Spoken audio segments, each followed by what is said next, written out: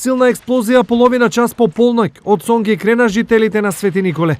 Причина за нивната паника била автомеханичарска работилница, каде експлозијата се случила. Веднаш по експлозијата логично избил и пожар, кој за кратко ги зафатил и речиси целосно уништил подрумскиот дел и приземјето од работилницата. Брзата интервенција на пожарникарите спасила катастрофа, но причинетата материјална штета е голема.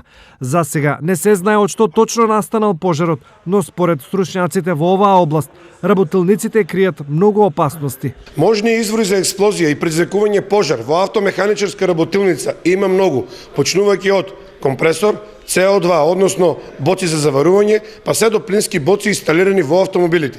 Мало невнимание може да предизвика голем проблем. Токму и поради ова, кога се отвора, а особено кога се затвора дуќанот, неопходна е голема внимателност и одговорност. А важно е да се внимава како се ракува со апаратите. Значи, потребно е стручно и правилно ракување и кога не се користат, истите да бидат исклучени.